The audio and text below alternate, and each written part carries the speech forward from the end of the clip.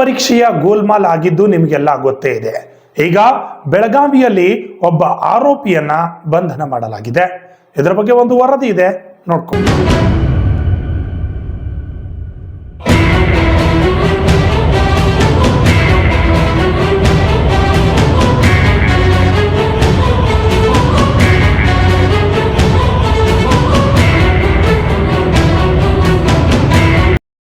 ದೇಶದಲ್ಲಿ ಭಾರೀ ಸದ್ದು ಮಾಡುತ್ತಿರುವ ನೀಟ್ ಪರೀಕ್ಷೆ ಹಗರಣಕ್ಕೆ ಈಗ ಬೆಳಗಾವಿಯಲ್ಲಿ ಟ್ವಿಸ್ಟ್ ಸಿಕ್ಕಿದೆ. ತೆಲಂಗಾಣ ಮೂಲದ ಆರೋಪಿ ಆರಗೊಂಡ ಅರವಿಂದ್ ಉರ್ಫ್ ಅರುಣ್ ಕುಮಾರ್ ಬೆಳಗಾವಿಯ ಮಾರ್ಕೆಟ್ ಪೊಲೀಸರು ಬಂಧಿಸಿದ್ದಾರೆ. ಆತನಿಂದ 1,30,41,884 ರೂಪಾಯಿ ನಗದು ಸೇರಿದಂತೆ ಕಂಪ್ಯೂಟರ್ ಹಾಗೂ ಮೊಬೈಲ್ ವಶ ಪಡೆದುಕೊಂಡಿದ್ದಾರೆ. ಮಾರ್ಕೆಟ್ ಪೊಲೀಸ್ ಠಾಣಾ ವ್ಯಾಪ್ತಿಯಲ್ಲಿ ಬಾಡಿಗೆ ಮನೆ ಮಾಡಿ ನೀಟ್ ಪರೀಕ್ಷೆಯಲ್ಲಿ ಕಡಿಮೆ ಅಂಕ ಪಡೆದವರಿಗೆ ಫೋನ್ ಕರೆ ಮಾಡಿ ನೀಟ್ನಲ್ಲಿ ಪರೀಕ್ಷೆ ಪಾಸ್ ಮಾಡಿಸಿ ಕೊಡುವುದಾಗಿ ನಂಬಿಸಿದ್ದ ಎಂದು ತಿಳಿದು ಬಂದಿದೆ. ಬೆಳಗಾವಿಯ ಕೊಲ್ಲಾಪುರ ವೃತ್ತದಲ್ಲಿ ನೀಟ್ ತರಬೇತಿ ಇಟ್ಟುಕೊಂಡು ನೀಟ್ ಪರೀಕ್ಷೆ ಬರೆದ 10 ಜನರಿಗೆ ಮೋಸ ಮಾಡಿ ಕೋಟ್ಯಾಂತರ ರೂಪಾಯಿ ವಂಚನೆ ಮಾಡಿದ ಆರೋಪಿಯನ್ನು ಬಂಧಿಸಲಾಗಿದೆ ಎಂದು ಡಿಸಿಪಿ ರೋಹನ್ ಜಗದೀಶ್ ಹೇಳಿದ್ದಾರೆ. ಬೆಳಗಾವಿಯಲ್ಲಿ ಸೋಮವಾರ ಸುದ್ದಿಗಾರರೊಂದಿಗೆ ಮಾತನಾಡಿದ ಅವರು, ಮಾರ್ಕೆಟ್ ಪೊಲೀಸರು ಆರೋಪಿಯನ್ನು ಮುಂಬೈನಲ್ಲಿ ಬಂಧಿಸಿದ್ದಾರೆ ಎಂದು ತಿಳಿಸಿದರು.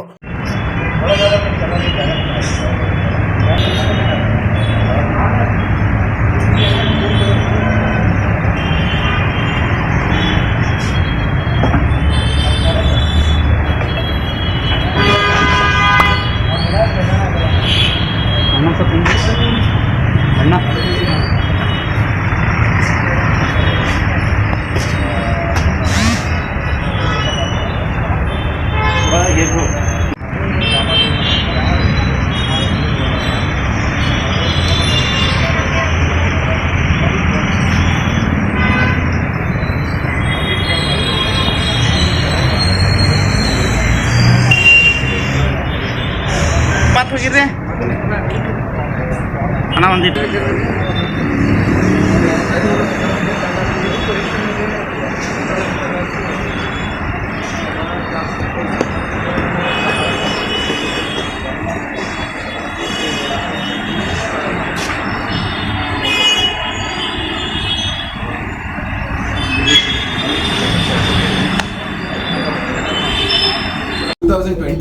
ಒಂದು ಪ್ರಕರಣ ದಾಖಲಾಗುತ್ತೆ. ಈ ಪ್ರಕರಣದ ಸಾರಾಂಶ ಏನು ಅಂತ ಹೇಳಿದ್ರೆ, ಒಂದು ವ್ಯಕ್ತಿ ಬೆಳಗಾವಿ ಸಿಟಿಯಲ್ಲಿ ಕೊಲ್ಲಾಪುರ ಸರ್ಕಲ್ ಅಲ್ಲಿ ಬಂದು ಒಂದು ನೀಟ್ ಕೌನ್ಸಿಲಿಂಗ್ ಸೆಂಟರ್ ಅಂತ ಹೇಳಿ ಓಪನ್ ಮಾಡ್ತಾನೆ. ಓಪನ್ ಮಾಡಿ ಒಂದು 10 ರಿಂದ 12 ಜನನ ಅವನು ಎಂಪ್ಲಾಯೀಸ್ ಆಗಿ ಇಟ್ಕೊಂತಾನೆ. ಅದರಲ್ಲಿ ಒಬ್ಬ ಮ್ಯಾನೇಜರ್ ಇರ್ತಾನೆ, ಮತ್ತೆ ಇನ್ನಿತರರು ಟೆಲಿಕಾಲರ್ಸ್ ಮತ್ತೆ ಎಂಪ್ಲಾಯೀಸ್ ಅಂತ ತಗೊಂತಾರೆ. ಇವ್ರ ಕೆಲಸ ಏನಿರುತ್ತೆ ಅಂತ ಹೇಳಿದ್ರೆ, ಯಾವ ಮಕ್ಕಳು 12th ಸ್ಟ್ಯಾಂಡರ್ಡ್ ಮುಗಿಸಿ ಈ MBBS ಸೀಟಿಗೆ ಯಾರು ಓಡಾಡ್ತಿರ್ತಾರೆ, ಈ ನೀಟ್ ಎಕ್ಸಾಮ್ ಬರ್ದಿರ್ತಾರೆ, ಮತ್ತೆ NTA ಥ್ರೂ ಎಕ್ಸಾಮ್ ಬರ್ದಿರ್ತಾರಲ್ಲ, ಅವರಿಗೆ ಯಾರಿಗೆ ಮಾರ್ಕ್ಸ್ ಕಡಿಮೆ ಬಂದಿರುತ್ತೋ ಅವರಿಗೆ ಅವರು ಫೋನ್ ಮುಖಾಂತರ ಮತ್ತೆ ಈ ಒಂದು ಕಾಲ್ ಸೆಂಟರ್ ಮುಖಾಂತರ, ಕೌನ್ಸಿಲಿಂಗ್ ಸೆಂಟರ್ ಮುಖಾಂತರ ಕಾಲ್ ಮಾಡಿ ಅವ್ರಿಗೆ ಹೇಳ್ತಾರೆ, ನಾವು ನಿಮಗೆ ಮೆಡಿಕಲ್ ಸೀಟ್ನ ಕೊಡಿಸ್ಕೊಡ್ತೀವಿ, ನಮಗೆ ಬೇರೆ ಬೇರೆ ಪ್ರಾಧಿಕಾರದಿಂದ ಎಲ್ಲರೂ ಪರಿಚಯ ಇದ್ದಾರೆ, ಸೊ ನೀವು ನಮಗೆ ದುಡ್ಡು ಕೊಟ್ಟರೆ ನಾವು ನಿಮಗೆ ಕೊಡಿಸ್ಕೊಡ್ತೀವಿ ಅಂತ ಹೇಳಿ ಈ ಥರ ಬೆಳಗಾವಿ ಸಿಟಿಯಲ್ಲಿ ಒಂದು 10 ಜನಕ್ಕೆ ಮೋಸ ಮಾಡಿರ್ತಾನೆ.